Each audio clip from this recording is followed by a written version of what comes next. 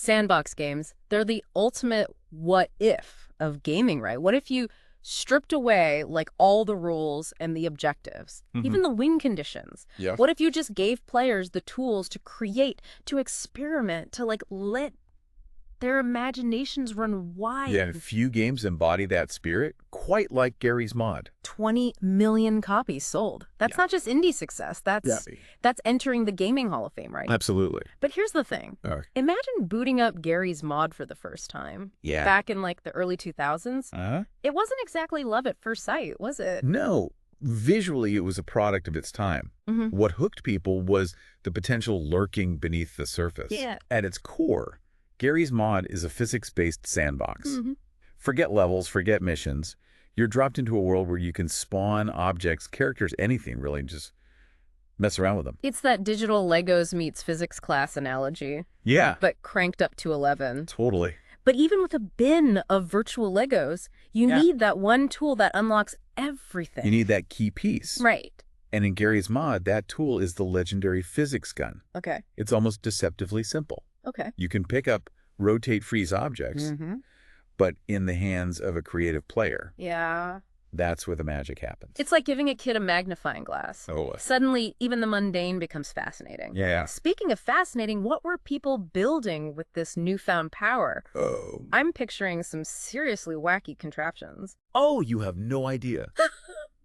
We're talking towering structures held together with nothing but hope and prayer. Wow. Vehicles cobbled together from spare parts. Yeah. But what truly set Garry's Mod apart was the user-generated content. Okay. It went beyond just messing around. Right. Players were using the built-in Lewis scripting to create entirely new game modes, experiences, even little films. It's that from mod to phenomenon story you see time and time again in gaming. Yeah. But Garry's Mod felt different. It did. It's like it accidentally spawned an entire game development ecosystem. It absolutely did. Yeah. Some of the most popular games today owe a debt to Garry's Mod. Think about Trouble in Terror's Town, or TTT. TTT. Social deduction at its finest. Right. And it all started as a Garry's Mod creation. And don't even get me started on Prop Hunt. Hiding in plain sight by turning into a lamp. Genius. So good.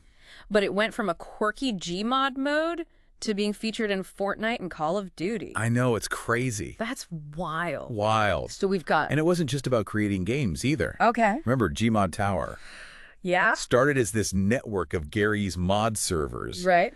Evolving into a social hub, a virtual hangout spot. Okay. Eventually, it even became its own standalone game, Tower Unite. From a mod to a community to a full-blown game. I know, right? It's like watching evolution happen in fast forward. Totally. You gotta wonder, who is this Garry Newman? Right. Did he have some master plan? The story of Garry's Mod's creation is actually far more relatable than you might think. Picture a college dropout, paying the bills by programming for a dating website. Wait, hold on. He was coding for a dating site. You're telling me the mastermind behind this digital phenomenon was playing Cupid in his spare time? It's true. Garry's Mod actually started as a side project, a mod for Half-Life 2, believe it or not. So this global phenomenon, this game that redefined what's possible in a virtual world, was basically someone's side hustle. Talk about humble beginnings. It's a testament to the power of passion projects, wouldn't you say? Yeah. But here's where it gets interesting. Garry's main project back then was a completely different game called Facewound. Facewound. That's an interesting title. I'm going to assume it wasn't a dating sim. Let's just say it never quite reached the dizzying heights of Garry's Mod's success. Right. In fact, Garry himself has said he enjoyed tinkering with Garry's Mod more than working on his main game. Wow. The open-ended nature, the creative possibilities, it just clicked with him. Ironic, isn't it? The side project that was supposed to be a fun distraction ends up becoming this cultural phenomenon. Yeah. So what happened when Valve caught wind of this runaway hit being built with their Source engine? Did they send the lawyers after him? You might assume so, but you'd be wrong. Instead of shutting Garry down, Valve saw the potential in what he had created. Wait, they didn't threaten to sue. This is Valve we're talking about, right? The game dev. Same. They actually approached Garry with a proposition. Publish Garry's Mod on their platform Steam. Hold on, they offered him a partnership. That's practically unheard of. What were the terms? Did he get a Scrooge McDuck vault of cash up front? It was surprisingly straightforward. They settled on a $10 price tag with profit split 50-50. 50-50. For a game that was already gaining traction as a free mod, talk about a leap of faith. It was a gamble for both sides. Valve was betting on an unconventional game and a relatively unknown developer. Right. And Garry was entrusting his creation to a company known for, well, let's just say, being very particular about their intellectual property. But it paid off for both of them in the end, wouldn't you say? Millions of copies sold, millions of dollars made, and Garry's Mod cemented its place in gaming history. Absolutely. Speaking of which, did Garry ever go back and finish Facewound after all that success? Sadly, Facewound remains unfinished to this day. Oh, wow. A what could have been in the annals of gaming history. Right. But there's a rather amusing footnote to the Garry's Mod saga. Garry himself has admitted that he considers the name Garry's Mod a mistake. So we've got this accidental hit on our hands, a game that practically dared players to break it, reshape it, and make it their own. You've got to wonder, what was the gaming landscape like as Garry's Mod started to take off? Imagine a digital Wild West. The mid-2000s were a time of experimentation. Okay. And Garry's Mod was like the ultimate blank canvas. Right. Countless servers popped up. Yeah. Each one a testament to the collective imagination of the community. Right. You had everything from meticulously crafted role-playing worlds to the purest form of sandbox chaos. Wow. All running on Garry's Mod. Role-playing in Garry's Mod. That's not something you typically hear about. It's not exactly known for its narrative depth. And that's what's so fascinating. We're not talking pre-scripted narratives here. Right. People were using Garry's Mod to build sets, create characters, and act out stories collaboratively in real time. Wow. It was interactive storytelling in its most raw and emergent form. It's like the difference between watching a movie and participating in a live improv show. Exactly. You never knew what was going to happen next. Right. But it went beyond just role-playing, right? We were talking about Garry's Mod spawning an entire generation of developers. Think about it. Garry's Mod wasn't just a game. It was a crash course in game development. Okay. This was before the days of user-friendly engines like Unity and Unreal. Right. If you wanted to make something in Garry's Mod, you had to learn the ropes of scripting, of working with the source engine. It was the definition of learning by doing.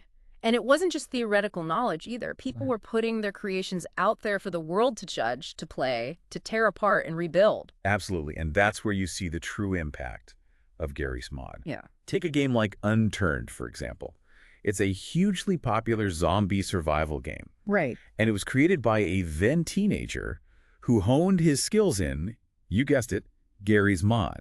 From messing around with the physics gun to building a multi-million-dollar franchise? I know, it's crazy, right? That's quite the trajectory. And it wasn't just about individual games either, was it? Garry's Mod had this ripple effect throughout the entire industry. Absolutely. It popularized the concept of user-generated content long before it became the industry buzzword it is today. Right. It showed developers the power of giving players the tools to create, to become part of the development process. It's that open source philosophy applied to gaming. Yeah. And it wasn't always pretty, was it? I mean, for every stroke of genius, I'm sure there were some interesting experiments. Oh, without a doubt. You had to wade through a lot of, shall we say, unique creations to find the gems. Right. But that was part of the charm, wasn't it? The sense of discovery. Yeah. The sheer unpredictability of it all. It was a testament to the unfiltered creativity of the community. Absolutely. Speaking of community, what about Garry himself? Did he embrace this sudden explosion of creativity, this community that had sprung up around his creation? Garry's always been a bit of an enigma. Okay. He's not your typical game dev celebrity. Right. He's always seemed more comfortable behind the scenes, tinkering with code, Right. pushing the boundaries of what's possible. But you can't deny the impact he's had both on the industry and on the countless players who've lost themselves in the world of Garry's Mod. He's like the accidental architect of this digital playground. But even the most dedicated architects eventually move on to new projects. So what came next for Garry Newman after Garry's Mod? Did he try to replicate its success? Well, remember how he joked about Garry's Mod being a terrible name? You mean his preference for Sandbox? Did he ever let that go? Not only did he not let it go, he embraced it. In 2015, he announced his next big project, a spiritual successor to Garry's Mod, and he called it, you guessed it, Sandbox. Sandbox! It's like he was destined to create a game with that title, right? But this wasn't just going to be Garry's Mod with a fresh coat of paint, was it? Not at all. Garry went back to the drawing board, opting for Unreal Engine 4 this time around. Right. We're talking a massive leap forward in terms of graphical fidelity, physics simulation that works. So bigger, bolder, potentially even more prone to physics-based shenanigans. Exactly. And there were even hints that he was exploring virtual reality integration. Really? Imagine the possibilities building and interacting with your creations in a fully immersive 3D space. I can already picture the YouTube compilations, people launching themselves into orbit with makeshift VR catapults. You're not wrong. Sadly, Sandbox hit a bit of a snag in 2019. Oh no. Development was paused as Garry and the team grappled with some unexpected challenges. Ah, the ever-present realities of game development. Did the project ever get back on track? It did. Development resumed in 2020, but with a twist, they switched from Unreal Engine 4 to Source 2. Source 2, that's Valve's baby, right? The engine powering Half-Life. Alex and all their latest projects. Yep. That's a pretty big vote of confidence. It speaks volumes about their relationship, doesn't it? Yeah. And the potential of Sandbox. Unfortunately, details are still pretty scarce. Okay. Garry's notoriously secretive about his work until it's ready for prime time. So we know it's coming, we know it's going to be interesting, and we know it might just involve strapping a headset to our faces and diving into a world of pure, unadulterated creation. Yeah. That sounds about right. But what about the game that started it all? Where does Garry's Mod stand in today's gaming landscape? You might think a game released in 2004 would be relegated to the digital history books by now. Right. But that's not the case with Garry's Mod. It's still going strong. Seriously, after all these years, what's No. the secret to its longevity? It's a combination of factors, really. Okay. You have this incredible foundation of open-ended gameplay, the freedom to create, to experiment, to break things without consequence. But what truly elevates Garry's Mod is the community. We're talking about a community that's been passionately creating and sharing content for nearly 2 decades now. Exactly. That's dedication. It's a testament to the game's enduring appeal. Right. This isn't a community that's driven by nostalgia. Yeah. It's constantly evolving, finding new ways to push the boundaries of what's possible within the game. That's the beauty of Garry's Mod, isn't it? It's like that box of spare parts in your garage. Yeah. You might not know what you're going to build, but you know it's going to be interesting. And sometimes those haphazard creations, cobbled together with duct tape and a prayer, Right. end up being the most brilliant ones of all. It's a good reminder that sometimes the most impactful creations come from the most unexpected places. And who knows, maybe somewhere out there right now, someone's tinkering away in their digital sandbox on the verge of creating the next Garry's Mod. Absolutely. Something to think about, isn't it? It certainly is. Yeah. Until next time, keep exploring, keep experimenting, and never underestimate the power of a good sandbox. And remember, if it moves, you can probably weld a rocket to it in Garry's Mod. Until next time.